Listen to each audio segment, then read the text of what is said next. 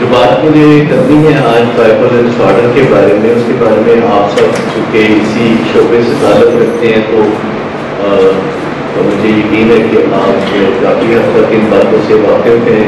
صرف ان کو اعادہ کرنے کی ضرورت ہوگی۔ ایک لڑکا کراچی سے آیا آج سے 15 دن پہلے، اپنی والدہ، نانی اور اپنی والدہ کی بہن یعنی خالہ کو ساتھ لے کے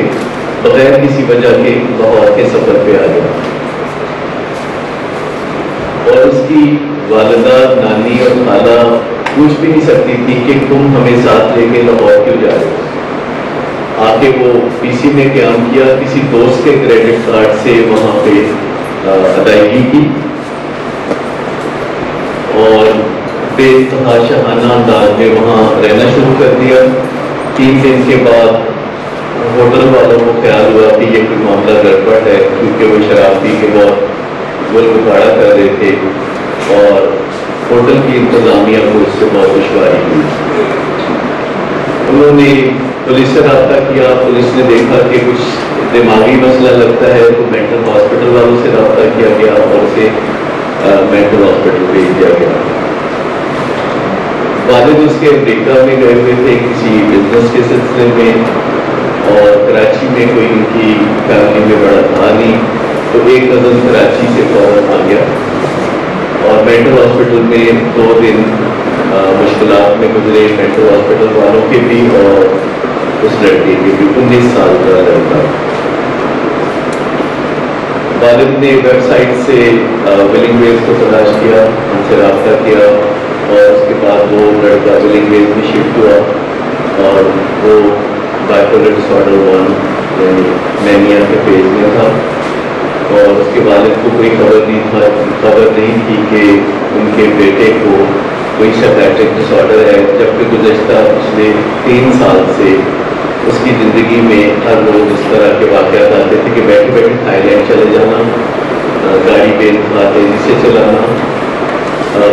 50,000 1 لاکھ روپیہ جو ہاتھ لگے شام سے پہلے ختم کرنا،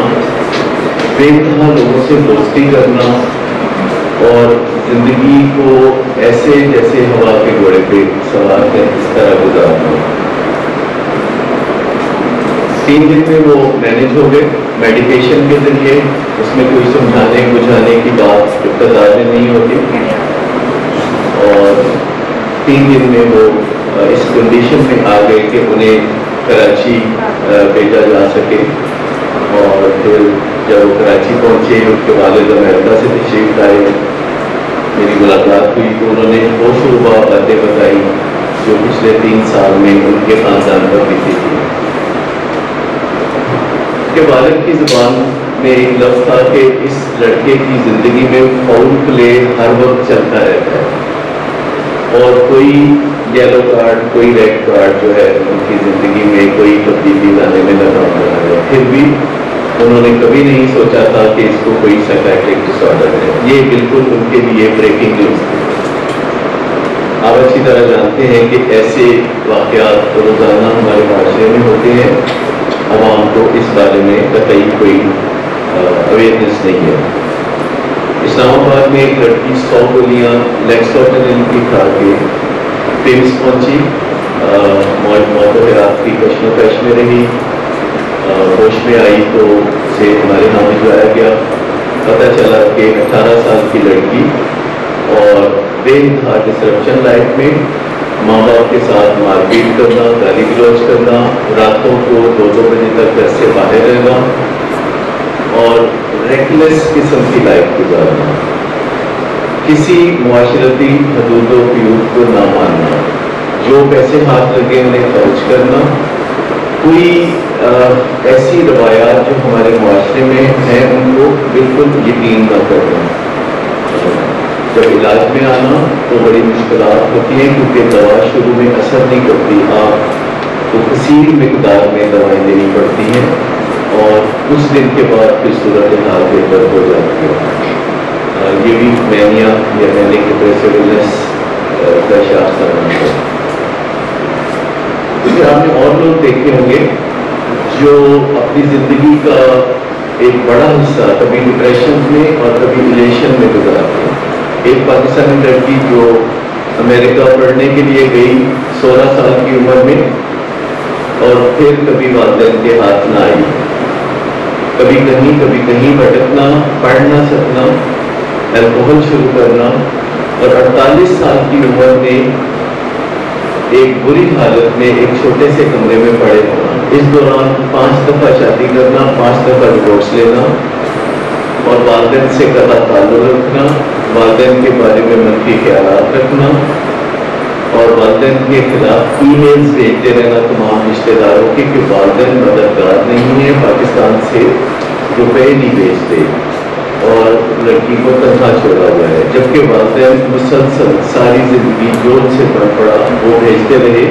और वो एक ख्याली दुनिया में रहती है कि वो किसी यूनिवर्सिटी में प्रोफेसर है जहाँ वो लेक्चर देती है और वो वाकई यूनिवर्सिटी के चक्कर भी लगाती है, वहाँ कैफेटेरिया में बैठती है और प्रिटेंड करती है सारी दुनिया के सामने कि वो उस यूनिवर्सिटी में प्रोफेसर है।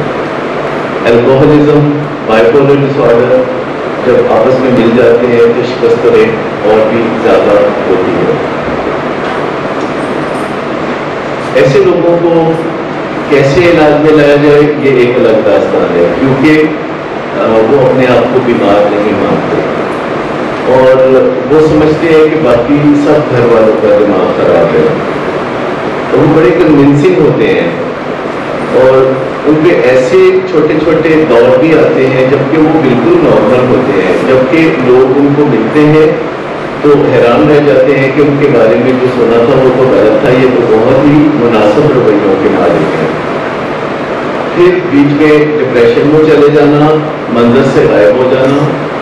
काफ़ी दिनों तक दिखाई ना देना और उसके बाद जब दिखाई देना तो जैसे नया चांद जो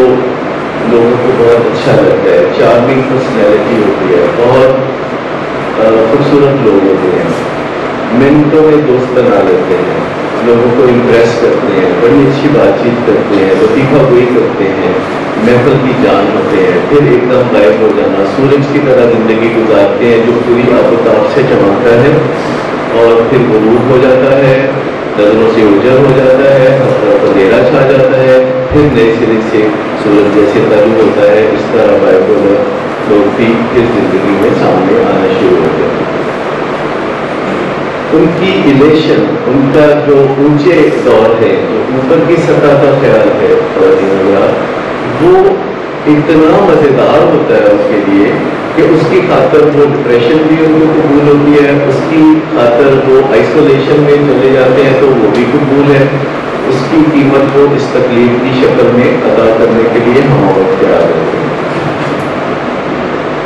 मैं जानता हूँ मेरे एक दोस्त हैं जो कि बहुत बड़े ब्यूरोक्रेट हैं, मेरे ज़ेरे इलाज नहीं है, उन्हें पता है कि उनको बाइपोलर डिसऑर्डर है, उनको पता है कि वो महीने में 3 हफ्ते बहुत मज़े से बहुत बुलंदियों पर प्रवास करते हैं, लेकिन 1 हफ्ता वो कमरे के पर्दे आगे करके बिस्तर पे लेट के टेलीविजन देख के गुजारते हैं और उनके घर वाले बताते हैं कि वो कहीं दौरे पे गए हैं, लेकिन वो दवा देने के लिए तैयार नहीं। वो कहते हैं कि मेरे वो 3 हफ्ते इतने खूबसूरत हैं कि मैं उनकी कीमत एक बदनुमा हफ्ते की शक्ल में गुजारने के लिए तैयार हूँ, क्योंकि अगर मैं दवा दूंगा या मैं इलाज में जाऊंगा तो वो जो मेरा खूबसूरत ज़हनी कैफियत का दौर है वो गहना जाएगा, वो उतना खूबसूरत भी रहेगा और मैं उसे छेड़ना नहीं चाहता। माहिरीन ने इस पर बड़ा गौर किया है कि जब कोई इलेशन में होता है तो ज़्यादा खतरा होता है या जब कोई डिप्रेशन में होता है तो ज़्यादा खतरा होता है। माहिरीन इस बारे में कोई फैसला नहीं कर पाए कि दोनों फेजेस में से ज़्यादा खतरा किस में होता है। क्या मैं आपसे ये सवाल इस वक्त अगर पूछूं तो आप में से कोई बताएगा कि जो खुशी का एक बेपनाह दौर होता है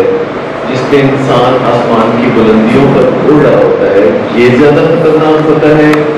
या डिप्रेशन की अथाह गहराइयों में जब अपने आप को ख़त्म कर लेने के ख्यालात आते हैं तो ये ज़्यादा काफ़ी मुश्किल। काफी ज़्यादा इलेक्शन, हम तो इलेक्शन को ज़्यादा लेते हैं क्योंकि इलेक्शन को ज़्यादा खतरनाक समझते हैं। इलेक्शन ज़्यादा, लेकिन मुझे बताइए कि अगर इलेक्शन इतनी ज़्यादा खतरनाक है तो क्या आपने कभी देखा कि कोई किसी साइकेट्रिस्ट के पास जाके कहे कि डॉक्टर साहब मैं बहुत खुश हूँ, मैं बेतहा खुश हूँ, खुशी की कोई वजह नहीं है और मैं इतना खुश हूँ कि मैं तंग आके